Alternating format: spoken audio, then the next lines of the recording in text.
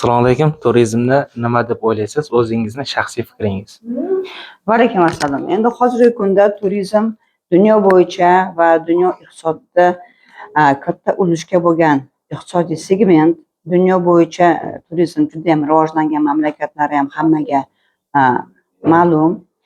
Misol keltirsak bo'ladi Ispaniyani, Italiyani, Turkiyani, Saudiya Arabistonni va hokazo. Endi hozirgi O'zbekistonda ham shunaqa tendensiya mana shu kuchaymoqda va turizmga ham katta urg'u berilyapti, ichki turizmga, tashqi turizmga va misol keltirsak bo'ladi turizm tarixidan Tomas Kukni faoliyatini, chunki shu davrda ham Tomas Kuk juda ham katta agentliklar ochib bir nechta davlatlarda xalqaro turizm rivojlantirishida bir driver deb aytsak bo'ladi bu insonni.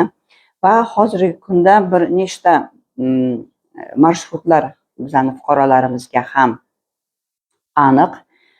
Hamma endi ko'proq bunga prioritet beradigan, ko'proq urg'u beradigan marshrutlar ham borki, lekin men shu Janubiy Gruziyada, ya'ni Adjariyani marshruti haqida gapirmoqchi edim.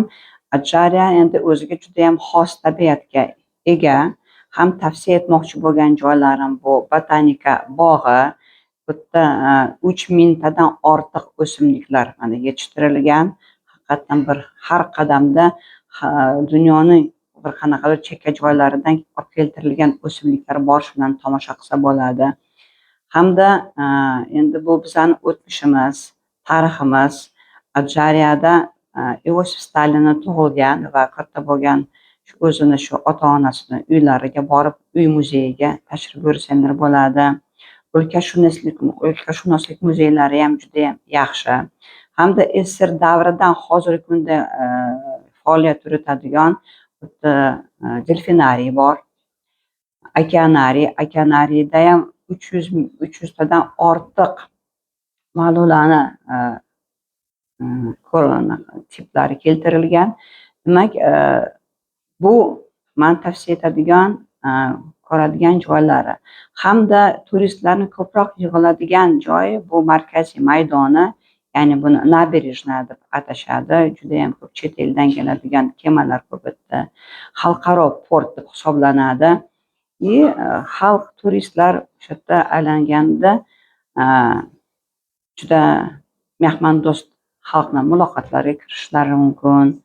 Ularning urf-odatlari bilan, ularning shahari bilan, odamlari bilan tanishishi mumkin. Hamda Batumi shahrida o'ziga xos juda ham yumshoq klimat, chiroyli tabiat, hattoki ko'chalarda aylangan paytingizda ham magnoliya, palma daraxtlarini tomosha qilsangiz ham bo'ladi. Juda ham toza havo, dengizda ham endi plyajlar ham juda ham yaxshi infrastrukturaga ega. Hozirgi endi yangi turistik yoki turizmga amalga oshirib biron bir davlatlarga bormoqchi bo'lgan odamlarga nima maslahat berasiz? Boshlang'ich maslahatlar.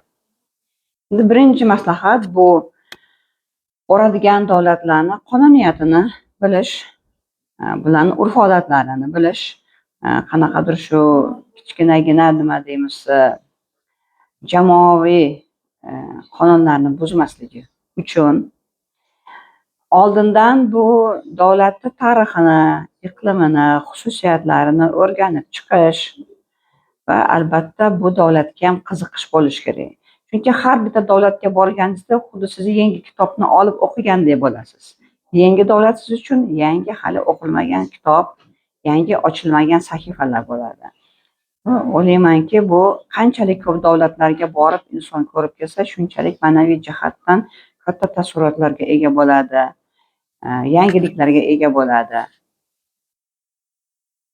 Rahmat kattakon. Hozirgi endi turizmni yoki biron bir joyga turist bo'lib boradiganlar uchun ancha yaxshiroq va Batumi haqida ham ozroq taassurotga ega bo'ldik. Rahmat. Marhamat. Juda ham ko'p bizning fuqarolarimiz hozir mana chet elga chiqishadi. Bu juda ham yaxshi holat. Hamda endi tavsiya etamanki, qanchalik yangi siz tanimaydigan, bilmaydigan davlatlar bo'lsa, shularga borib sayr qilish, aylanish, Ya'ni bu bizani O'zbekiston turizmimiz uchun juda ham katta foydali endi ko'rsatkich bo'ladi deb o'ylayman men.